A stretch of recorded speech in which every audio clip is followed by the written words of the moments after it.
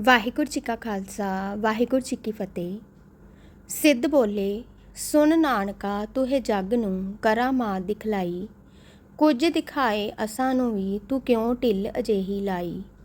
ਬਾਬਾ ਬੋਲੇ, ਨਾਥ ਜੀ ਅਸਾਂ ਵੇਖੇ ਜੋਗੀ ਵਸਤ ਨਾ ਕਾਈ। ਗੁਰ ਸੰਗਤ ਬਾਣੀ ਬਿਨਾ ਦੂਜੀ ਓਟ ਨਹੀਂ ਹੈ ਰਾਈ। ਸ਼ਿਵ ਰੂਪੀ ਕਰਤਾ ਪੁਰਖ ਚੱਲੇ ਨਾਹੀ ਧਰਤ ਚਲਾਈ। ਇਹ ਕਹਿ ਕੇ ਗੁਰੂ ਜੀ ਨੇ ਜੋਗੀਆਂ ਵੱਲ ਡਿੱਠਾ। ਉਹਨਾਂ ਦੀ ਸਾਰੀ ਸੱਤਿਆ ਹਿਰ ਗਈ। ਜੋ ਕਲਾ ਰੱਖਦੇ ਸਨ ਜਾਂਦੀ ਰਹੀ। ਜੈਸਾ ਕਿ ਭਾਈ ਗੁਰਦਾਸ ਜੀ ਲਿਖਦੇ ਹਨ, ਸਿੱਧ ਤੰਤਰ ਮੰਤਰ ਕਰ ਚਰ ਪਏ, ਸ਼ਬਦ ਗੁਰੂ ਕੇ ਕਲਾ ਛਪਾਈ। ਕਵੀ ਸੰਤੋਖ ਜੀ ਲਿਖਦੇ ਹਨ, ਜਿਉਂ ਕੋ ਨਿੰਬੂ ਲੇ ਨਿਚੋਰੀ, ਜੈਸੇ ਊਕ ਦੇ ਕਰ ਖੋਰੀ। ਆਤੁਰ ਹਾਰ ਗਏ ਜਿਸ ਕਾਲਾ, ਬੈਠੇ ਹੋਏ ਕੇ ਦੀਨ ਬਸਾਲਾ। ਲਜਤ ਪਏ ਨਾ ਬੋਲਿਓ ਜਾਈ, ਬਾਂਦੇ ਜਿਉ ਸ਼ਸਤਰ ਕਿਸਰਾਈ। ਗੁਰੂ ਜੀ ਤੋਂ ਕਰਾਮਾਤ ਮੰਗਦੇ ਸੀ, ਆਪਣੀ ਸ਼ਕਤੀ ਵੀ ਗੁਆ ਬੈਠੇ। ਪਰ ਨਾ ਸਮਝ ਆਈ ਕਿ ਸੱਚੇ ਗੁਰੂ ਨੇ, ਜਿਉਂਦੇ ਗੁਰੂ ਨੇ, ਹਾਸ ਰਸੀਏ ਗੁਰੂ ਨੇ ਇਹ ਕਰਾਮਾਤ ਕਿੱਡੀ ਸਿਖਾਈ ਹੈ ਕਿ ਉਹਨਾਂ ਦੀ ਸੱਤਿਆ ਹਿਰ ਗਈ।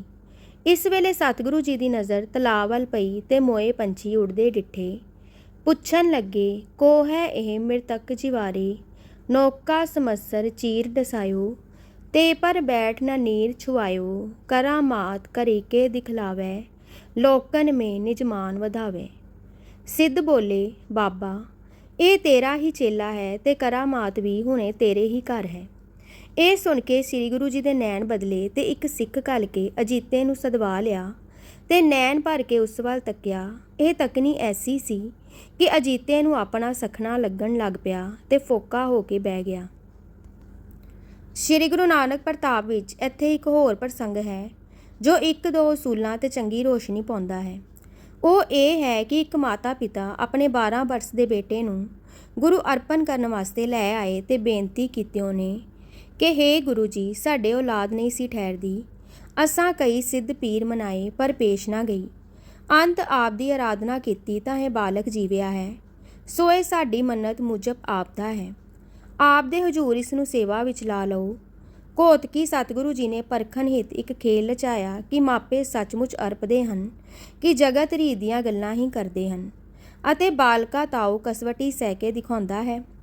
ਜਾਣਦੇ ਤਾਂ ਸਨ ਕਿ ਬਾਲਕ ਪੂਰਨ ਸੰਤ ਹੈ ਤੇ ਆਪ ਦੀ ਹੀ ਮਿਹਰ ਨਾਲ ਮਾਪਿਆਂ ਦੇ ਘਰ ਆਇਆ ਹੈ ਤੇ ਜੀਵਿਆ ਹੈ, ਪਰ ਜਗਤ ਨੂੰ ਸੋਧਣ ਲਈ ਖੇਲ ਰਚਾਉਂਦੇ ਹਨ ਜਿਸ ਨਾਲ ਦੋਹਾਂ ਦੀ ਪ੍ਰੀਖਿਆ ਜਗਤ ਦੇਖੇ ਤੇ ਸਿੱਧਾਂ ਨੂੰ ਹੋਰ ਆਪਾ ਹੋਲਾਪਨ ਦਿਸੇ ਕਿ ਨਾਟਕ ਚੇਟਕ ਕਲਿਆਣ ਮਾਰਗ ਵਿੱਚ ਕੁਝ ਕੀਮਤ ਨਹੀਂ ਰੱਖਦੇ। ਆਪ ਨੇ ਹੁਕਮ ਦੇ ਕੇ ਅੱਗ ਵਰਤਾਈ ਤੇ ਬੱਚੇ ਨੂੰ ਕਿਹਾ ਕਿ ਉਸ ਅੱਗ ਵਿੱਚ ਵੜ ਜਾ। ਨਾ ਤਾਂ ਬੱਚੇ ਨੇ ਵਿੱਚ ਜਾਂਦਿਆਂ ਝਿਜਕ ਖਾਧੀ, ਨਾ ਮਾਤਾ ਪਿਤਾ ਦੇ ਮੱਥੇ ਵੱਟ ਪਿਆ ਕਿ ਇਹ ਕੀ ਕਰਨ ਲੱਗੇ ਹਨ।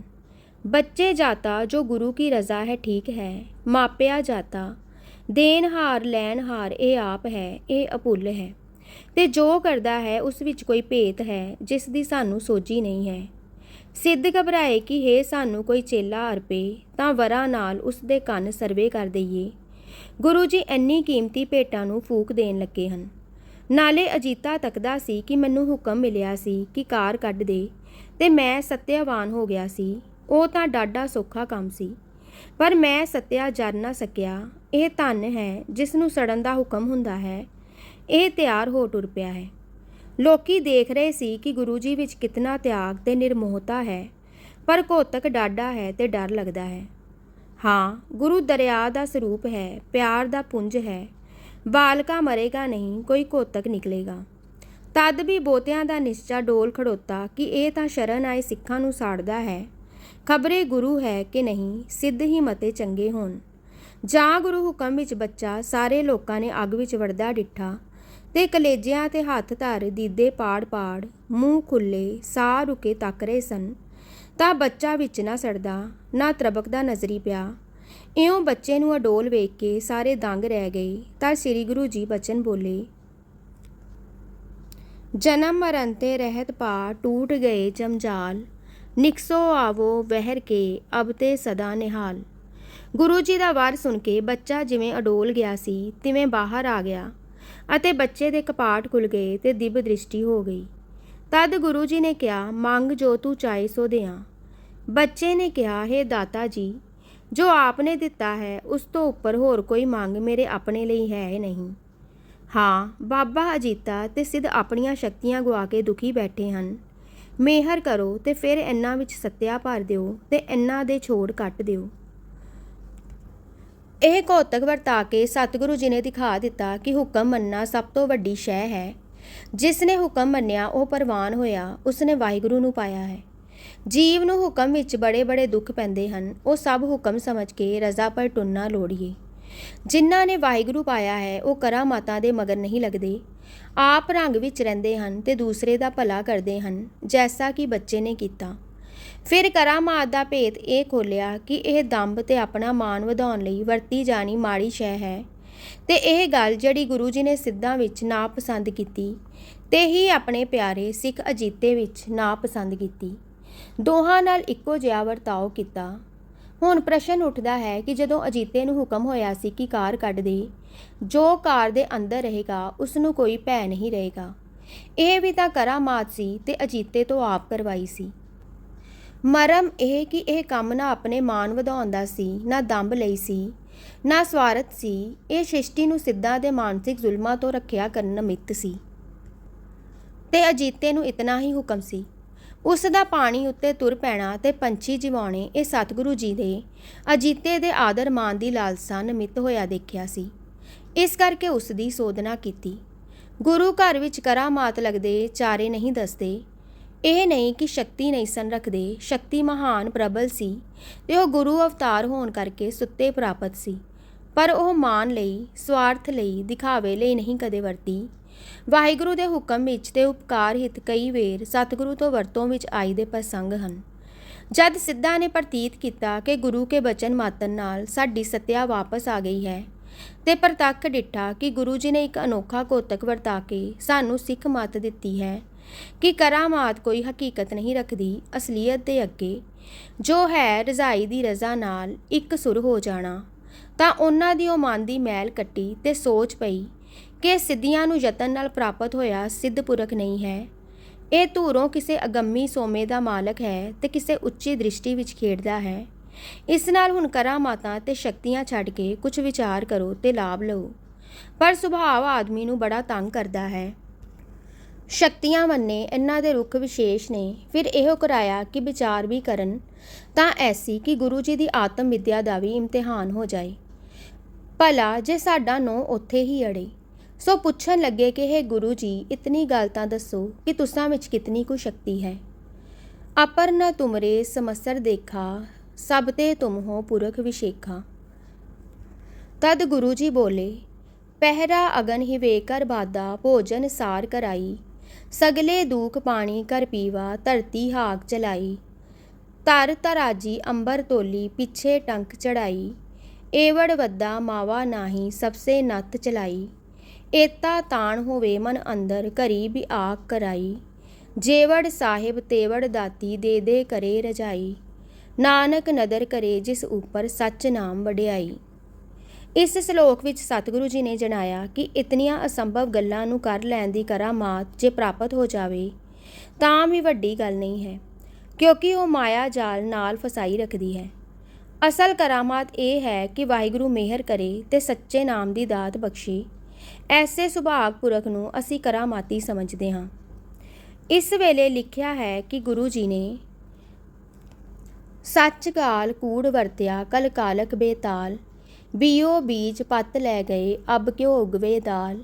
ਜੇ ਇੱਕ ਹੋਏ ਤਾਂ ਉਗਵੇ, ਰੁੱਤੀ ਹੂ ਰੁੱਤ ਹੋਏ, ਨਾਨਕ ਪਾਹੇ ਬਾਹਰਾ, ਕੋਰੇ ਰੰਗ ਨ ਸੋਏ। ਭੈ ਵਿੱਚ ਖੁੰਭ ਚੜਾਈਏ, ਸਰਮ ਪਾਉ ਤਨ ਹੋਏ, ਨਾਨਕ ਭਗਤੀ ਜੇ ਰਪੇ, ਕੂੜੇ ਸੋਈ ਨ ਕੋਏ। ਇਹ ਸ਼ਲੋਕ ਉਚਾਰ ਕੇ ਸਿੱਧਾਂ ਨੂੰ ਉਹ ਦਸ਼ਾ ਦਿਖਲਾਈ ਜੋ ਰਾਜ ਕਰਮਚਾਰੀਆਂ ਤੇ ਧਰਮ ਦੇ ਆਗੂਆਂ ਦੇ ਮਾੜੇ ਪਾਸੇ ਪੈ ਜਾਣ ਕਰਕੇ ਪ੍ਰਜਾ ਦੀ ਹੋ ਰਹੀ ਸੀ। ਹੁਣ ਸਿੱਧ ਹਰ ਪਾਸਿਓਂ ਰੁਕ ਕੇ ਆਪਣੇ ਛੇਕੜਲੇ ਹਥਿਆਰ ਗੋਸ਼ਟ ਕਰਨ ਪਰ ਉਤਰ ਆਏ ਤੇ ਪ੍ਰਸ਼ਨ ਉੱਤਰ ਸ਼ੁਰੂ ਹੋ ਗਏ। ਸੋ ਸਤਿਗੁਰੂ ਨੇ ਆਪਣੀ ਸਿੱਧ ਗੋਸ਼ਟ ਦੇ ਅੰਤ ਵਿੱਚ ਦੱਸਿਆ ਹੈ ਕਿ ਸਿੱਧਾਂ ਨੂੰ ਗੁਰੂ ਉਪਦੇਸ਼ ਤੇ ਸਿੱਧਕ ਆ ਗਿਆ ਤੇ ਉਹਨਾਂ ਨੇ ਨਾਮ ਦੀ ਮਹਿਮਾ ਨੂੰ ਸਵੀਕਾਰ ਕੀਤਾ। ਭਾਈ ਗੁਰਦਾਸ ਜੀ ਲਿਖਦੇ ਹਨ, ਬਾਬੇ ਕੀਤੀ ਸਿੱਧ ਗੋਸ਼ਟ, ਸ਼ਬਦ ਸਾਂਤ ਸਿੱਧੀ ਵਿੱਚ ਆਈ, ਜਿਣ ਮੇਲਾ ਸਿਵਰਾਤ ਦਾ ਖਟ ਦਰਸ਼ਨ ਆਦੇਸ ਕਰਾਈ। ਸਿੱਧ ਬੋਲਨ ਸ਼ੁਭ ਬਚਨ ਤਨ ਨਾਨਕ ਤੇਰੀ ਵੱਡੀ ਕਮਾਈ। ਵੱਡਾ ਪੁਰਖ ਪ੍ਰਗਟਿਆ ਕਲਯੁਗ ਅੰਦਰ ਜੋਤ ਜਗਾਈ। ਮੇਲਾ ਸਮਾਪਤ ਹੋ ਗਿਆ। ਉਹ ਬੱਚਾ ਸਤਿਗੁਰਾਂ ਨੇ ਮਾਪਿਆਂ ਦੇ ਹਵਾਲੇ ਕੀਤਾ ਕਿ ਘਰ ਵਿੱਚ ਤੁਸਾ ਪਾਸ ਰਹੇਗਾ, ਭਜਨ ਕਰੇਗਾ ਤੇ ਸਤਨਾਮ ਦਾ ਪ੍ਰਚਾਰ ਕਰੇਗਾ। ਇਸ ਹੋਣਹਾਰ ਸਿੱਖ ਬੱਚੇ ਦਾ ਨਾਮ ਸੰਗਤੀਆ ਲਿਖਿਆ ਹੈ। ਸਿੱਧ ਗੋਸ਼ਟ। ਅਚਲ ਵਿੱਚ ਹੋਈ ਸਿੱਧਾਂ ਨਾਲ ਗੋਸ਼ਟ ਸਤਿਗੁਰੂ ਜੀ ਨੇ ਆਪ ਲਿਖੀ ਹੈ। ਪ੍ਰਸ਼ਨ ਤੇ ਉੱਤਰ ਦੋਏ ਲਿਖੇ ਹਨ। ਇਸ ਬਾਣੀ ਸੰਬੰਧੀ ਖੋਜ ਇਸ ਪ੍ਰਕਾਰ ਹੈ। ਇਹ ਗੋਸ਼ਟ ਕਿੱਥੇ ਹੋਈ? ਗਿਆਨੀਆਂ ਵਿੱਚ ਅਕਸਰ ਇਖਤਲਾਫ ਹੈ। ਕੋਈ ਤਾਂ ਸੁਮੇਰਪੁਰ ਆਖਦੇ ਹਨ ਤੇ ਕੋਈ ਅਚਲ ਬਟਾਲੇ ਆਖਦੇ ਹਨ। ਪਰ ਇਸ ਇਖਤਲਾਫ ਦਾ ਫੈਸਲਾ ਬਹੁਤ ਆਸਾਨ ਹੈ ਜੋ ਭਾਈ ਗੁਰਦਾਸ ਜੀ ਨੇ ਆਪ ਕਰ ਦਿੱਤਾ ਹੋਇਆ ਹੈ। ਸਭ ਤੋਂ ਪੁਰਾਣੀ ਉਗਾਹੀ ਤੇ ਸਭ ਤੋਂ ਸੁੱਚੇ ਉੱਚੇ ਵਿਦਵਾਨ ਤੇ ਸਮੀਪੀ ਸਿੱਖ ਦੀ ਉਗਾਈ ਸਭ ਤੋਂ ਜ਼ੋਰਦਾਰ ਉਗਾਈ ਹੈ। ਆਪ ਨੇ ਸਿੱਧ ਗੋਸ਼ਟ ਅਚਲ ਬਟਾਲੇ ਹੋਈ ਦੱਸੀ ਹੈ, ਜਿੱਥੇ ਫੱਗਣਵਦੀ 14 ਨੂੰ ਮੇਲਾ ਲੱਗਦਾ ਹੁੰਦਾ ਸੀ। ਇੱਥੇ ਸ਼ਿਵ ਸਥਾਨ ਹੈ। ਸਿੱਧ ਸ਼ਿਵ ਉਪਾਸਕ ਲੋਕ ਸਨ। ਭਾਈ ਗੁਰਦਾਸ ਜੀ ਨੇ ਸੁਮੇਰ ਔਰ ਅਚਲ ਬਟਾਲੇ ਦੋਹੀਂ ਥਾਈਂ ਗੁਰੂ ਜੀ ਦਾ ਸਿੱਧਾਂ ਨਾਲ ਮੇਲ ਤੇ ਟਾਕਰਾ ਹੋਇਆ ਦੱਸਿਆ ਹੈ। ਦੋਹੀਂ ਥਾਈਂ ਗੁਰੂ ਦੀ ਜਿੱਤ ਦੱਸੀ ਹੈ। ਅਸੀਂ ਕਿਸ ਤਰ੍ਹਾਂ ਇਹ ਸਿੱਟਾ ਕੱਢਦੇ ਹਾਂ ਕਿ ਰਾਮਕਲੀ ਰਾਗ ਵਿੱਚ ਦਿੱਤੀ ਸਿੱਧ ਗੋਸ਼ਟ ਅਚਲ ਬਟਾਲੇ ਹੋਈ? ਇਸ ਦਾ ਉੱਤਰ ਇਹ ਹੈ ਕਿ ਅਚਲ ਬਟਾਲੇ ਮੇਲੇ ਵਿੱਚ ਭਾਈ ਸਾਹਿਬ ਜੀ ਦੱਸਦੇ ਹਨ ਕਿ ਸਿੱਧਾਂ ਨੇ ਇੱਕ ਕਰਾਮਾਤ ਦਿਖਾਈ, ਜਿਸ ਵਿੱਚ ਗੁਰੂ ਜੀ ਨੇ ਸਿੱਧਾਂ ਨੂੰ ਹਰਾਇਆ। ਫਿਰ ਸਿੱਧ ਲੋਕ ਉਹਨਾਂ ਨਾਲ ਗੋਸ਼ਟ ਕਰਨ ਆ ਗਏ। ਯਥਾ ਖਾਦੀ ਖੁਣਸ ਜੋਗੀਸਰਾ ਗੋਸ਼ਟ ਕਰਨ ਸਭੇ ਉੱਠ ਆਈ। ਫਿਰ ਖਾਤਮੇ ਪਰ ਭਾਈ ਗੁਰਦਾਸ ਜੀ ਦੱਸਦੇ ਹਨ, ਬਾਬੇ ਕੀਤੀ ਸਿੱਧ ਗੋਸ਼ਟ ਸ਼ਬਦ ਸ਼ਾਂਤ ਸਿੱਧਾਂ ਵਿੱਚ ਆਈ।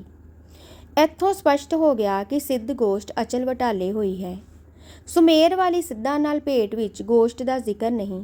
ਉੱਥੇ ਸ਼ਬਦ ਨਾਲ ਸਿੱਧ ਮੰਡਲੀ ਜਿੱਤ ਲਈ ਇਤਨੇ ਵਾਕਈ ਹਨ।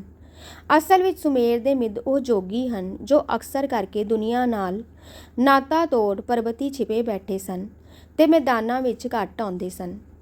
ਅਚਲ ਉਹ ਸਿੱਧ ਸਨ ਜੋ ਮੈਦਾਨਾਂ ਵਿੱਚ ਵੀ ਫਿਰਦੇ ਟੁਰਦੇ ਸਨ। ਪਰ ਇਹ ਵੰਡ ਪੱਕੀ ਨਹੀਂ, ਕਿਉਂਕਿ ਮੇਲਿਆਂ ਪਰ ਪਰਬਤਾਂ ਵਾਲੇ ਤੇ ਦੇਸ਼ ਵਾਲੇ ਸਾਰੇ ਹੀ ਇਕੱਠੇ ਹੋ ਜਾਂਦੇ ਸਨ। ਗੜ੍ਹ ਢੋਕ ਤੋਂ ਮਾਨ ਸਰੋਵਰ ਵੱਲ ਨੂੰ ਸਿੱਧਾਂ ਦੀ ਸੇਵਕੀ ਦਾ ਜ਼ੋਰ ਤਦੋਂ ਬਹੁਤ ਸੀ। ਸਿੱਧ ਗੋਸ਼ਟ ਹੋਣ ਦਾ ਸਮਾਂ। ਸਿੱਧ ਗੋਸ਼ਟ ਫੱਗਣਵਦੀ 14 ਦੇ ਲਗਭਗ ਹੋਈ। ਇਹ ਤਾਂ ਸਿੱਧੀ ਗੱਲ ਹੈ, ਪਰ ਸੰਮਤ ਕੀ ਸੀ ਇਹ ਲੱਭਣਾ ਕਠਿਨ ਹੈ। ਪਰ ਹਾਂ, ਇਹ ਢੋਅ ਅਸੀਂ ਲਗਾ ਸਕਦੇ ਹਾਂ ਕਿ ਗੁਰੂ ਸਾਹਿਬ ਦੀ ਅਵਸਥਾ ਤਦੋਂ ਚੰਗੀ ਵਡੇਰੀ ਸੀ। ਆਪ ਸਾਰੇ ਸੰਸਾਰ ਦੀ ਪੂਰਬ, ਦੱਖਣ, ਪੱਛਮ ਤੇ ਉੱਤਰ ਦੀ ਯਾਤਰਾ ਕਰ ਆਏ ਸਨ। ਕਰਤਾਰਪੁਰ ਵਸਾ ਲਿਆ ਸੀ। ਉਦਾਸੀ ਬਾਣਾ ਲਾ ਦਿੱਤਾ ਸੀ।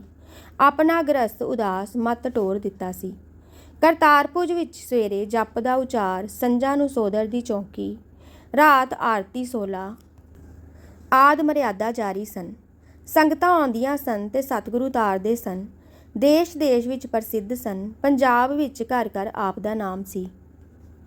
ਸੋ ਇਹ ਵਕਤ ਆਪ ਦੇ ਬ੍ਰਿਧ ਅਵਸਥਾ ਦੇ ਲਗਭਗ ਦਾ ਹੋ ਸਕਦਾ ਹੈ ਕਿ ਤਦੋਂ ਆਪ ਦੀ ਉਮਰਾਂ 50 ਤੋਂ 65 ਦੇ ਵਿਚਕਾਰ ਅਪੜੀ ਹੋਈ ਹੋਵੇ, ਕਿਉਂਕਿ ਅਚਲ ਬਟਾਲੇ ਤੋਂ ਮਗਰੋਂ ਸਤਿਗੁਰੂ ਜੀ ਮੁਲਤਾਨ ਗਏ ਹਨ। ਅਚਲ ਹਿੰਦੂ ਫਕੀਰਾਂ ਤੇ ਫਤਿਹ ਪਾਈ, ਉਹਨਾਂ ਨੂੰ ਨਾਮ ਅਭਿਆਸ ਦਾ ਕਾਇਲ ਕੀਤਾ ਤੇ ਸ਼ਬਦ ਸ਼ਾਂਤ ਉਹਨਾਂ ਨੂੰ ਦਾਨ ਹੋਈ ਤੇ ਮੁਲਤਾਨ ਮੁਸਲਮਾਨ ਫਕੀਰਾਂ ਦਾ ਮਾਨੋ ਘਰ ਸੀ, ਉਹਨਾਂ ਨੂੰ ਜਿੱਤਿਆ। ਫਿਰ ਭਾਈ ਗੁਰਦਾਸ ਜੀ ਆਪ ਦੇ ਹੋਰ ਸਫ਼ਰਾਂ ਦਾ ਜ਼ਿਕਰ ਨਹੀਂ ਕਰਦੇ। ਭਾਵੇਂ ਹਰਿਦੁਆਰ ਜਾਣਾ ਤੇ ਫਿਰ ਅਫਗਾਨਿਸਤਾਨ ਹਰਾਤ ਤੱਕ ਜਾਣਾ ਤੇ ਵਾਪਸੀ ਪੰਜੇ ਸਾਹਿਬ ਜਾਣ ਦਾ ਘੋਤਕ ਵੀ ਕਈਆਂ ਦੇ ਖਿਆਲ ਵਿੱਚ ਮਗਰੋਂ ਦਾ ਸਫ਼ਰ ਹੈ, ਤਦ ਵੀ ਅਸੀਂ ਇਸ ਨਤੀਜੇ ਤੇ ਪਹੁੰਚ ਸਕਦੇ ਹਾਂ ਕਿ ਸਿੱਧ ਗੋਸ਼ਟ ਦੇ ਉਚਾਰਨ ਦਾ ਸਮਾਂ ਗੁਰੂ ਨਾਨਕ ਸੰਮਤ 50 ਤੋਂ ਮਗਰੋਂ ਤੇ ਸੰਮਤ 71 ਤੋਂ ਪਹਿਲਾਂ ਦਾ ਹੈ। ਸਿੱਧਾਂ ਨਾਲ ਚਰਚਾ ਜ਼ੁਬਾਨੀ ਹੋਈ। ਜਿਸ ਸੂਰਤ ਵਿੱਚ ਇਹ ਬਾਣੀ ਸਾਨੂੰ ਸ੍ਰੀ ਗੁਰੂ ਗ੍ਰੰਥ ਸਾਹਿਬ ਜੀ ਵਿੱਚ ਮਿਲਦੀ ਹੈ, ਇਹ ਜ਼ਰੂਰ ਤਦੋਂ ਤੋਂ ਮਗਰੋਂ ਦੀ ਲਿਖੀ ਹੋਈ ਹੈ। ਚਾਹੇ ਤਾਂ ਗੁਰੂ ਜੀ ਨੇ ਉਦੋਂ ਉੱਥੇ ਹੀ ਰਚੀ ਤੇ ਚਾਹੇ ਕਰਤਾਰਪੁਰ ਆ ਕੇ ਰਚੀ ਤੇ ਚਾਹੇ ਮੁਲਤਾਨ ਜਾਂਦੇ ਸਫ਼ਰ ਵਿੱਚ ਰਚੀ। ਸਾਡੇ ਪਾਸ ਅਜੇ ਤੱਕ ਨਿਰਣੇ ਕਰਨ ਵਾਲੀ ਉਗਾਹੀ ਕੋਈ ਨਹੀਂ, ਪਰ ਸੰਭਵ ਇਹੋ ਹੈ ਕਿ ਗੁਰੂ ਜੀ ਮੇਲੇ ਦੇ ਮਗਰੋਂ ਜਦ ਮੁਲਤਾਨ ਗਏ ਹਨ, ਤਦੋਂ ਰਸਤੇ ਵਿੱਚ ਦੀ ਇਹ ਰਚਨਾ ਹੈ। ਸਫਲ ਪੈਦਲ ਜਾਂ ਘੋੜੀਆਂ ਬਹਿਲਾਂ ਦੇ ਸਨ। ਰਸਤੇ ਵਿੱਚ ਇਕਾਂਤ ਵੇਲ ਬਹੁਤ ਹੁੰਦੀ ਸੀ। ਇਸ ਸਫ਼ਰ ਵਿੱਚ ਉਹ ਸਾਰੇ ਖਿਆਲ ਜੋ ਪਰਸਪਰ ਸਿੱਧਾਂ ਨਾਲ ਗੋਸ਼ਟ ਵਿੱਚ ਹੋਏ, ਸਤਿਗੁਰੂ ਜੀ ਨੇ ਕਵਿਤਾ ਵਿੱਚ ਗੁੰਦ ਦਿੱਤੇ। ਇਸ ਦੀ ਲੋੜ ਗਾਲਬਨ ਇਹ ਸੀ ਕਿ ਆਪ ਸਾਰੀ ਸਿੱਖੀ ਨੂੰ, ਸਾਰੇ ਦੇਸ਼ ਨੂੰ ਜੋਗੀਆਂ ਦੇ ਹੱਠਾਂ ਤੱਪਾਂ ਤੇ ਨਾਟਕਾਂ ਚੇਟਕਾਂ ਤੋਂ ਕੱਢਣਾ ਚਾਹੁੰਦੇ ਸੀ ਤੇ ਆਪਣੇ ਖਿਆਲ ਸਭ ਵਿੱਚ ਪ੍ਰਵਿਰਤ ਕਰਨਾ ਚਾਹੁੰਦੇ ਸਨ। ਕੀਤੀ ਦੇ ਅਰਥ ਰਚੀ ਹੋਵੇ ਤਾਂ ਇਹ ਅਚਲ ਵੀ ਰਚੀ ਗਈ ਖਿਆਲ ਹੋ ਸਕਦੀ ਹੈ, ਪਰ ਕੀਤੀ ਦਾ ਭਾਵ ਵਿਸ਼ੇਸ਼ ਗੋਸ਼ਟ ਕਰਨ ਵੱਲ ਹੀ ਜਾਂਦਾ ਹੈ। ਸਿੱਧ ਗੋਸ਼ਟ ਕੈਸੀ ਰਚਨਾ ਹੈ। ਰਸੀਏ, ਕਵੀ ਕਈ ਵੇਰ ਇੱਕ ਰਚਨਾ ਆਪਣੇ ਮਨ ਦੇ ਰਸ ਭਰੇ ਉਛਾਲਿਆਂ ਵਿੱਚ ਲਿਖਿਆ ਕਰਦੇ ਹਨ। ਪਰਮੇਸ਼ਰ ਦੇ ਪਿਆਰੇ ਸਾਈਂ ਆਵੇਸ਼ੇ ਵੇਲੇ ਉਸ ਦੇ ਪਿਆਰ ਤੇ ਸਿਫਤ ਸਲਾਹ ਦੇ ਛੰਦ ਰਚਦੇ ਹਨ। ਕਦੇ ਗਿਆਨ ਉਹਨਾਂ ਦੇ ਹਿਰਦੇ ਵਿੱਚ ਸਾਈਂ ਵੱਲੋਂ ਸਫੁਰਨ ਹੁੰਦਾ ਹੈ ਤੇ ਉਹ ਲਿਖਿਆ ਜਾਂਦਾ ਹੈ। ਸਿੱਧ ਗੋਸ਼ਟ ਇਸ ਤਰ੍ਹਾਂ ਨਾਲ ਰਚੀ ਗਈ ਬਾਣੀ ਨਹੀਂ ਹੈ। ਇਹ ਪਰਸਪਰ ਚਰਚਾ ਹੋਈ ਤੇ ਉਸ ਪਰ ਕਿਸੇ ਰਸ ਆਰੂੜ ਅਵਸਥਾ ਵਿੱਚ ਲਿਖੀ ਗਈ ਬਾਣੀ ਹੈ, ਜਿਸ ਵਿੱਚ ਗੁਰੂ ਨਾਨਕ ਦੇਵ ਜੀ ਨੇ ਉਹ ਗਿਆਨ ਜੋ ਉਹਨਾਂ ਨੂੰ ਪਾਰਬ੍ਰਹਮ ਵਿੱਚ ਅਗੰਮ ਦੀ ਗਮਤਾ ਹੋਣ ਕਰਕੇ ਪ੍ਰਾਪਤ ਸੀ, ਸਿੱਧਾਂ ਦੀਆਂ ਪ੍ਰਸ਼ਨੋਤਰੀਆਂ ਵੇਲੇ ਪ੍ਰਕਾਸ਼ਿਤ ਕੀਤਾ ਸੀ, ਲਿਖਿਆ ਹੈ। ਇਹ ਸਿੱਧ ਲੋਕ ਗੋਰਖ ਮੱਧ ਦੇ ਜੋਗੀ ਸਨ, ਕਿਉਂਕਿ ਭਾਈ ਗੁਰਦਾਸ ਜੀ ਇਸ ਸਾਖੀ ਦਾ ਜ਼ਿਕਰ ਕਰਦੇ ਹੋਏ ਇਹਨਾਂ ਸਿੱਧਾਂ ਵਾਸਤੇ ਲਫ਼ਜ਼ ਜੋਗੀਸ਼ਰ ਵਰਤਦੇ ਹਨ ਤੇ ਸਾਰੀ ਪੌੜੀ ਵਿੱਚ ਦੱਸਦੇ ਹਨ ਕਿ ਸਿੱਧਾਂ ਨੇ ਤੰਤਰ ਮੰਤਰ ਕਰਕੇ ਕਈ ਚੇਟਕ ਦਿਖਾਏ, ਜਿਸ ਤੋਂ ਸਪਸ਼ਟ ਹੋ ਗਿਆ ਕਿ ਇਹ ਸਿੱਧ ਜੋਗੀ ਸਨ ਤੇ ਜੋਗੀ ਗੋਰਖ ਦੇ ਜੋਗ ਮਤ ਵਾਲੇ ਸਨ। ਸੋ ਇਹਨਾਂ ਲੋਕਾਂ ਨੂੰ, ਜਿਨ੍ਹਾਂ ਦਾ ਆਦਰਸ਼ ਹੁਣ ਰੱਬ ਪ੍ਰਾਪਤੀ ਦਾ ਨਹੀਂ ਸੀ ਪਰ ਸਿੱਧੀਆਂ ਰਿੱਧੀਆਂ ਦਾ ਸੀ, ਤੇ ਜੋ ਮਜ਼ਹਬ ਨੂੰ ਕੇਵਲ ਤੰਤਰ ਮੰਤਰ ਦੀਆਂ ਸ਼ਕਤੀਆਂ ਦੇ ਸ਼ੁਅਬਦਾਂ ਬਾਜ਼ੀਆਂ ਦੀ ਕਾਮਯਾਬੀ ਨਾਲ ਮੇਲਦੇ ਸਨ, ਚਰਚਾ ਕਰਨ ਵੇਲੇ ਸਤਿਗੁਰੂ ਨੇ ਉਹਨਾਂ ਨੂੰ ਆਪਣਾ ਤੱਤਵ ਗਿਆਨ ਦਿੱਤਾ। ਉਹ ਗਿਆਨ ਜੇ ਸਤਿਗੁਰੂ ਨੇ ਦਿੱਤਾ ਸਾਰੇ ਪੰਜਾਬ ਦੇ ਯੋਗ ਮਤ ਉਪਾਸਕਾਂ ਦੀ ਕਲਿਆਣ ਲਈ ਜ਼ਰੂਰੀ ਸੀ। ਇਸ ਕਰਕੇ ਇਹ ਚਰਚਾ ਕਲਮ ਬੰਦ ਕੀਤੀ ਗਈ। ਸਤਿਗੁਰੂ ਨੇ ਆਪ ਕੀਤੀ ਜਾਂ ਆਪ ਬੋਲਦੇ ਗਏ ਤੇ ਅਜੀਤੇ ਨਾਮੇ ਸਿੱਖ ਨੇ ਜੋ ਨਾਲ ਸੀ ਲਿਖ ਲਿੱਤੀ ਜਾਂ ਕਿਸੇ ਹੋਰ ਨੇ ਲਿਖ ਲਿੱਤੀ, ਇਸ ਦਾ ਪਤਾ ਨਹੀਂ। ਪਰ ਗੁਰੂ ਅਰਜਨ ਦੇਵ ਜੀ ਨੇ ਇਹ ਗੋਸ਼ਟ ਸ੍ਰੀ ਗੁਰੂ ਗ੍ਰੰਥ ਸਾਹਿਬ ਜੀ ਵਿੱਚ ਰਾਮਕਲੀ ਰਾਗ ਵਿੱਚ ਦਰਜ ਕੀਤੀ ਹੈ ਤੇ ਉੱਤੇ ਮਹੱਲਾ ਪਹਿਲਾ ਲਿਖਿਆ ਹੈ, ਜਿਸ ਤੋਂ ਇਹ ਨਿਰਸੰਸ਼ੇ ਹੈ ਕਿ ਇਹ ਰਚਨਾ ਸ੍ਰੀ ਗੁਰੂ ਨਾਨਕ ਦੇਵ ਜੀ ਦੀ ਆਪਣੀ ਹੈ। ਗੋਸ਼ਟ ਕਿਵੇਂ ਆਰੰਭ ਹੋਈ ਹੈ।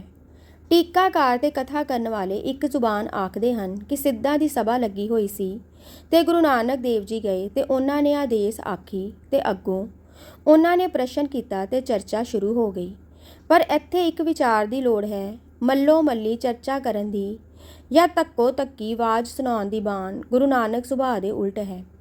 ਗੁਰੂ ਨਾਨਕ ਦੇਵ ਜੀ ਦਾ ਤਰੀਕਾ ਇਹ ਸੀ ਕਿ ਕੋਈ ਐਸਾ ਕ੍ਰਿਸ਼ਮਾ ਵਰਤਾ ਦੇਣਾ ਕਿ ਅਗਲੇ ਨੇ ਕੁਝ ਪੁੱਛਣਾ ਤੇ ਆਪ ਨੇ ਇੱਕ ਐਸਾ ਸਾਦਾ ਤੇ ਸੱਚਾ ਉੱਤਰ ਦੇਣਾ ਕਿ ਅਗਲੇ ਨੂੰ ਫੌਰਨ ਆਪੇ ਹੀ ਆਪਣੀ ਭੁੱਲ ਅਨੁਭਵ ਹੋ ਜਾਏ। ਆਪ ਨੇ ਆਪਣੀ ਵਰਤੋਂ ਸਾਦੀ ਭੋਲੀ ਹਾਰ ਵਾਲੀ ਰੱਖਣੀ। ਧੱਕੇ ਨਾਲ ਜ਼ੋਰ ਨਾਲ ਗੱਲ ਨਹੀਂ ਪੈ ਜਾਣਾ।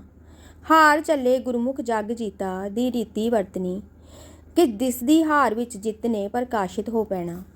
ਦੂਸਰੇ ਭਾਈ ਗੁਰਦਾਸ ਜੀ ਦੀ ਉਗਾਈ ਸਪਸ਼ਟ ਮਿਲਦੀ ਹੈ ਕਿ ਗੁਰੂ ਨਾਨਕ ਦੇਵ ਦੀ ਚਰਚਾ ਕਰਨ ਨਹੀਂ ਗਏ।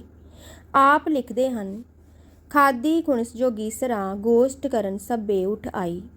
ਜੋਗੀਆਂ ਦੇ ਈਸ਼ਵਰ ਅਰਥਾਤ ਜੋ ਆਚਾਰਿਆ ਜੋਗੀਆਂ ਦੇ ਸਨ, ਉਹਨਾਂ ਨੇ ਖੁਣਸ ਖਾਦੀ ਤੇ ਗੋਸ਼ਟ ਕਰਨ ਆ ਗਏ। ਭਾਈ ਗੁਰਦਾਸ ਜੀ ਲਿਖਦੇ ਹਨ ਕਿ ਗੁਰੂ ਨਾਨਕ ਜੀ ਅਚਲ ਬਟਾਲੇ ਆਏ। ਉੱਥੇ ਸ਼ਿਵਰਾਤ ਦਾ ਮੇਲਾ ਸੀ। ਗੁਰੂ ਨਾਨਕ ਆਇਆ ਸੁਣ ਕੇ ਮੇਲੇ ਦੀ ਖਲਕਤ ਦਰਸ਼ਨ ਨੂੰ ਇੱਧਰ ਉਲਟ ਪਈ। ਜੋਗੀਆਂ ਦੇ ਪੀੜ ਖਾਲੀ ਰਹਿ ਗਏ। ਇਹ ਵੇਖ ਜੋਗੀ ਰਸ਼ਕ ਵਿੱਚ ਆ ਕੇ ਸਿੱਧੀਆਂ ਨਾਲ ਲੋਕਾਂ ਨੂੰ ਖਿੱਚਣ ਲੱਗੇ। ਰਾਸ ਧਾਰੀਏ ਰਾਸ ਪਾ ਰਹੇ ਸਨ ਤੇ ਜੋ ਪੈਸੇ ਰੁਪਏ ਲੋਕ ਉਹਨਾਂ ਨੂੰ ਦਿੰਦੇ ਸਨ ਉਹ ਇੱਕ ਲੋਟੇ ਵਿੱਚ ਪਾਈ ਜਾਂਦੇ ਸਨ। ਜੋਗੀਆਂ ਨੇ ਜੋ ਕਲਾ ਨਾਲ ਇਹ ਲੋਟਾ ਛਿਪਾ ਦਿੱਤਾ, ਰਾਸਧਾਰੀਆਂ ਨੂੰ ਰਾਸ ਭੁੱਲ ਗਈ ਤੇ ਰਾਸ ਫਿੱਕੀ ਪੈ ਗਈ। ਦੇਖਣ ਵਾਲੇ ਪਿੱਟੇ। ਤਦ ਸਿੱਧਾਂ ਨੇ ਕਿਹਾ ਕਿ ਤੁਸੀਂ ਸਾਰੇ ਸਾਨੂੰ ਛੱਡ ਕੇ ਨਾਨਕ ਤਪੇ ਵੱਲ ਚਲੇ ਗਏ ਹੋ। ਹੁਣ ਜਾਓ, ਨਾਨਕ ਕੋਲ ਤੁਹਾਨੂੰ ਲੋਟਾ ਲਭਾ ਦੇਵੇ। ਫੇਰ ਪਤਾ ਲੱਗ ਜਾਊ ਕਿ ਪੂਜ ਅਸੀਂ ਹਾਂ ਕਿ ਗੁਰੂ ਨਾਨਕ। ਗੱਲ ਕੀ ਰਾਸ ਧਰੀਏ ਤੇ ਖਲਕਤ ਗੁਰੂ ਨਾਨਕ ਕੋਲ ਟੁਰ ਪਏ ਤੇ ਸਭ ਨੇ ਕਿਹਾ, ਇਹਨਾਂ ਦਾ ਜੋਗੀਆਂ ਨੇ ਲੋਟਾ ਕਲਾ ਨਾਲ ਛਿਪਾ ਦਿੱਤਾ ਹੈ। ਗੁਰੂ ਜੀ ਨੇ ਦੱਸਿਆ ਕਿ ਇਹ ਲੋਟਾ ਛੁਪਾਉਣਾ ਤੇ ਲੱਭਣਾ ਖੇਡਾਂ ਹਨ। ਇਹ ਰੱਬੀ ਪਿਆਰ ਦੀ ਨਿਸ਼ਾਨੀ ਨਹੀਂ ਹਨ। ਇਹ ਤਾਂ ਥੋੜ੍ਹੀ ਇਕਾਗਰਤਾ ਨਾਲ ਹੋ ਸਕਦਾ ਹੈ, ਪਰ ਵਾਹਿਗੁਰੂ ਪ੍ਰੇਮ ਕਠਨ ਗੱਲ ਹੈ। ਹੁਣ ਕਿਉਂਕਿ ਤੁਸੀਂ ਦੁਖੀ ਹੋ, ਜਾਓ ਲੋਟਾ ਜੋਗੀਆਂ ਨੇ ਅਮਕੇ ਥਾਂ ਲੁਕਾਇਆ ਹੈ, ਲੱਭ ਲਓ। ਜਦ ਲੋਟਾ ਉੱਥੋਂ ਹੀ ਲੱਭ ਪਿਆ ਤਾਂ ਸਾਰੇ ਮੇਲੇ ਵਿੱਚ ਹੁੱਲ ਗਿਆ ਕਿ ਗੁਰੂ ਨਾਨਕ ਨਾ ਕੇਵਲ ਵਾਹਿਗੁਰੂ ਪ੍ਰੇਮ ਤੇ ਸ਼ਬਦ ਸੋਲੇ ਦਾ ਮੰਗਲ ਸੁਣਾ ਰਿਹਾ ਹੈ, ਪਰ ਉਸਨੇ ਤਾਂ ਸਿੱਧਾਂ ਨੂੰ ਕਰਾਮਾਤ ਵਿੱਚ ਵੀ ਜਿੱਤ ਲਿਆ ਹੈ। ਸੋ ਰਹਿੰਦੀ ਖੁੰਦੀ ਪ੍ਰਭਤਾ ਵੀ ਸਿੱਧਾਂ ਦੀ ਗਈ। ਇਹ ਦੇਖ ਕੇ ਜੋਗੀਆਂ ਨੂੰ ਕ੍ਰੋਧ ਚੜ੍ਹ ਗਿਆ ਤੇ ਗੁਰੂ ਨਾਨਕ ਨਾਲ ਬਹਿਸ ਕਰਨ ਵਾਸਤੇ ਉੱਠ ਕੇ ਆ ਗਏ। ਖਾਦੀ ਖੁਣਸ ਜੋਗੀਸਰਾਂ ਗੋਸ਼ਟ ਕਰਨ ਸਭੇ ਉਠਿਆਈ। ਹੁਣ ਲਓ ਤੀਸਰੀ ਉਗਾਹੀ ਸਿੱਧ ਗੋਸ਼ਟ ਦੀ ਆਪਣੀ। ਪਹਿਲੀ ਤੁਕ ਹੈ ਸਿੱਧ ਸਭਾ ਕਰ ਆਸਣ, ਬੈਠੇ ਸਨ ਸਭਾ ਜੈਕਾਰੂ। ਇਸ ਤੁਕ ਵਿੱਚ ਕਰ ਸ਼ਬਦ ਦੇਹੁਰੀ ਦੀਪਕ ਹੈ ਔਰ ਇਸ ਦਾ ਅਰਥ ਹੈ ਕਰਕੇ, ਰਚ ਕੇ, ਬਣਾ ਕੇ। ਅਰਥਾਤ ਸਿੱਧ ਆਸਣ ਕਰਕੇ ਸਭਾ ਲਾ ਕੇ ਬੈਠ ਗਏ, ਸਿੱਧ ਸਭਾ ਲਾ ਕੇ ਬੈਠੇ ਹੋਏ ਹਨ।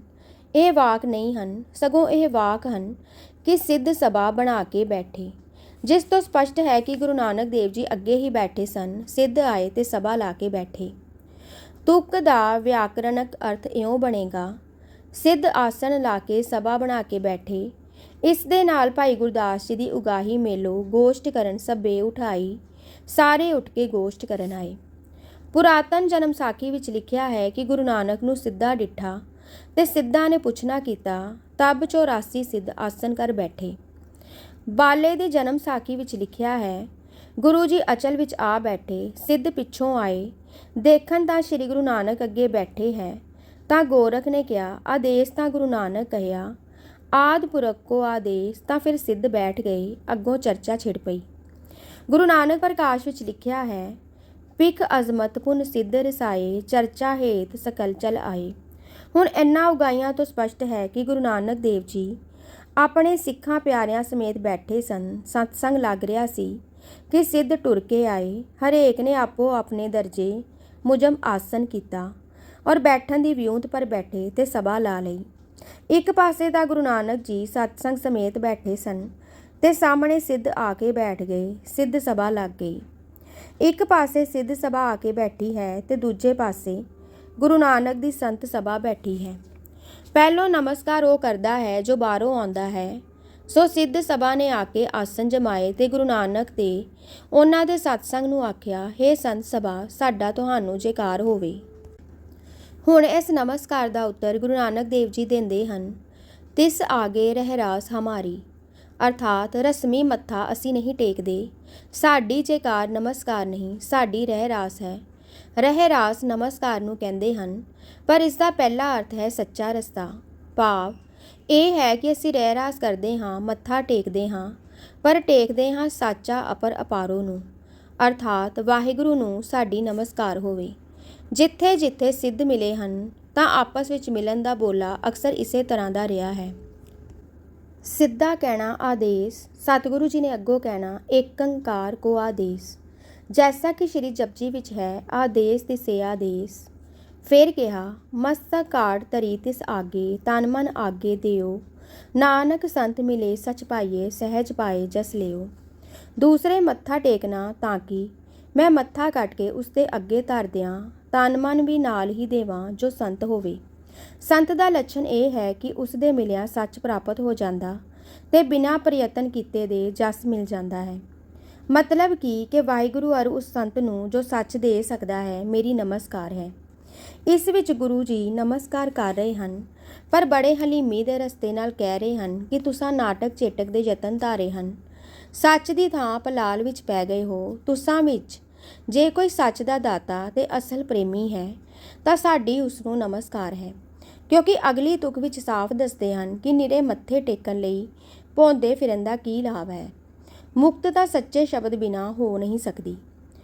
ਸੋ ਇਹਨਾਂ ਉੱਪਰਲੀਆਂ ਉਗਾਈਆਂ ਤੇ ਅੰਦਰਲੇ ਸਬੂਤਾਂ ਕਰਕੇ ਭਾਈ ਗੁਰਦਾਸ ਜੀ ਤੇ ਸਿੱਧ ਗੋਸ਼ਟ ਦੀ ਆਪਣੀ ਸ਼ਬਦ ਬਿਰਤੀ ਨੂੰ ਲੈ ਕੇ ਵਿਚਾਰਿਆਂ ਹੁਣ ਤੱਕ ਦੀ ਦੱਸੀ ਜਾ ਰਹੀ ਗੋਸ਼ਟ ਆਰੰਭ ਦੀ ਵਿਆਖਿਆ ਠੀਕ ਪ੍ਰਤੀਤ ਨਹੀਂ ਦਿੰਦੀ।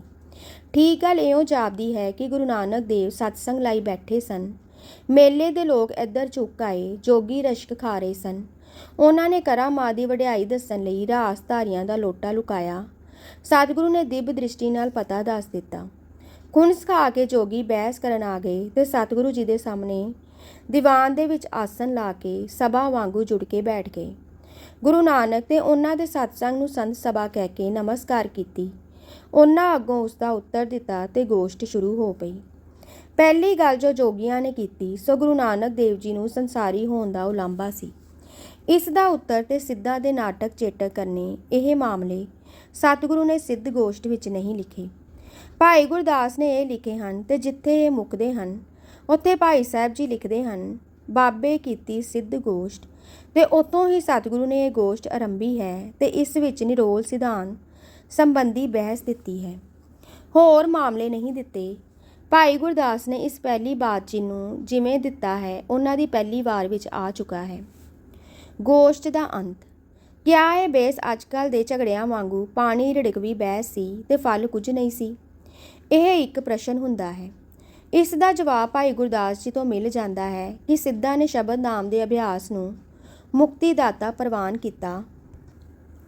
ਨਾ ਕੇਵਲ ਸਿੱਧਾਂ ਨੇ ਬਲਕਿ 6 ਦਰਸ਼ਨਾਂ ਦੇ ਪੰਡਤ ਜੋ ਆਏ ਸਨ, ਨਾਨਕ ਦੀ ਪ੍ਰਬਲਤਾ ਨੂੰ ਸਭ ਨੇ ਤਸਲੀਮ ਕੀਤਾ ਔਰ ਮੱਥਾ ਟੇਕਿਆ ਤੇ ਗੁਰੂ ਨਾਨਕ ਨੂੰ ਜੋਤ ਪ੍ਰਗਟੀ ਤੇ ਕਲਯੁਗ ਦਾ ਮਹਾਂਪੁਰਖ ਮੰਨਿਆ। ਜੈਸੇ ਭਾਈ ਸਾਹਿਬ ਜੀ ਆਖਦੇ ਹਨ, ਬਾਬੇ ਕੀਤੀ ਸਿੱਧ ਗੋਸ਼ਟ ਸ਼ਬਦ ਸ਼ਾਂਤ ਸਿੱਧਾਂ ਵਿੱਚ ਆਈ। ਜਿਨ ਮੇਲਾ ਸ਼ਿਵਰਾਤ ਦਾ ਖਟ ਦਰਸ਼ਨ ਆਦੇਸ਼ ਕਰਾਈ। ਸਿੱਧ ਬੋਲਨ ਸ਼ੁਭ ਬਚਨ ਤਨ ਨਾਨਕ ਤੇਰੀ ਵੱਡੀ ਕਮਾਈ। ਵੱਡਾ ਪੁਰਖ ਪ੍ਰਗਟਿਆ ਕਲਯੁਗ ਅੰਦਰ ਜੋਤ ਜਗਾਈ। ਦੂਸਰੇ, ਗੁਰੂ ਨਾਨਕ ਜੀ ਦੀ ਰਚੀ ਸਿੱਧ ਗੋਸ਼ਟ ਜਿੱਥੇ ਸਮਾਪਤ ਹੁੰਦੀ ਹੈ, ਅਖੀਰਲੀ ਪੌੜੀ ਵਿੱਚ ਸਤਿਗੁਰੂ ਨੇ ਆਪਣੀ ਹਲੀਮੀ ਰਾਜ ਦੇ ਹਲੀਮੀ ਤਰੀਕੇ ਵਿੱਚ ਸਿੱਧਾਂ ਦੇ ਨਾਮ ਨੂੰ ਤਸਲੀਮ ਕਰ ਲੈਣ ਦੀ ਘਟਨਾ ਦਾ ਜ਼ਿਕਰ ਇਉਂ ਕੀਤਾ ਹੈ। ਤੇਰੀ ਗਤ ਮਿ ਤੂੰ ਹੈ ਜਾਣੇ ਕਿਆ ਕੋ ਆਖ ਵਖਾਣੇ। ਤੂੰ ਆਪੇ ਗੁਪਤਾ ਆਪੇ ਪ੍ਰਗਟ ਆਪੇ ਸਭ ਰੰਗ ਮਾਣੇ। ਸਾਧਕ ਸਿੱਧ ਗੁਰੂ ਬਹੁ ਚੇਲੇ ਖੋਜਤ ਫਿਰੇ ਫੁਰਮਾਣੇ। ਮਾਂਗੇ ਨਾਮ ਪਾਏ ਇਹ ਭਿਖਿਆ ਤੇਰੇ ਦਰਸ਼ਨ ਕੋ ਕੁਰਬਾਣੀ। ਅਬਿਨਾਸੀ ਪ੍ਰਭ ਖੇਲ ਰਚਾਇਆ ਗੁਰਮੁਖ ਸੋਚੀ ਹੋਈ। ਨਾਨਕ ਸਭ ਜੁਗ ਆਪੇ ਵਰਤੇ ਦੂਜਾ ਅਵਰ ਨਾ ਕੋਈ। ਇਸ ਵਿੱਚ ਗੁਰੂ ਜੀ ਪਹਿਲਾਂ ਵਾਹਿਗੁਰੂ ਦਾ ਸ਼ੁਕਰ ਕਰਦੇ ਹਨ, ਫਿਰ ਦੱਸਦੇ ਹਨ ਕਿ ਸਾਧਨਾ ਕਰਨ ਵਾਲੇ ਸਿੱਧ ਗੁਰੂ ਚੇਲੇ ਆਦਿ ਕਹਿਲਾਉਣ ਵਾਲੇ ਅਨੇਕਾਂ ਤੇਰੇ ਹੁਕਮ ਨੂੰ ਖੋਜਦੇ ਫਿਰੇ। ਹੁਣ ਇਹ ਤੇਰਾ ਨਾਮ ਮੰਗਦੇ ਹਨ, ਕਹਿੰਦੇ ਹਨ ਸਾਨੂੰ ਕਿਵੇਂ ਇਹ ਭਿਖਿਆ ਪ੍ਰਾਪਤ ਹੋਵੇ। ਹੇ ਵਾਹਿਗੁਰੂ, ਤੇਰੇ ਦਰਸ਼ਨ ਤੋਂ ਹੁਣ ਇਹ ਸਦਕੇ ਹੋ ਰਹੇ ਹਨ। ਫਿਰ ਦੱਸਦੇ ਹਨ ਕਿ ਅਬਿਨਾਸ਼ੀ ਪ੍ਰਭੂ ਨੇ ਖੇਲ ਰਚਾਇਆ ਹੈ, ਭਾਵ ਮੇਰਾ ਵਿੱਚ ਕੁਛ ਨਹੀਂ ਹੈ। ਇਹਨਾਂ ਸਾਧਕਾਂ ਸਿੱਧਾਂ ਗੁਰੂ ਚੇਲਿਆਂ ਨੂੰ ਸੋਝੀ ਹੋ ਗਈ ਹੈ ਤੇ ਗੁਰਮੁਖ ਹੋਏ ਹਨ। ਫਿਰ ਉਸ ਰੱਬ ਨੂੰ ਕਰਤਾ ਦੱਸ ਕੇ ਆਪਣੀ ਹਲੀਮੀ ਪ੍ਰਗਟ ਕਰਦੇ ਹਨ।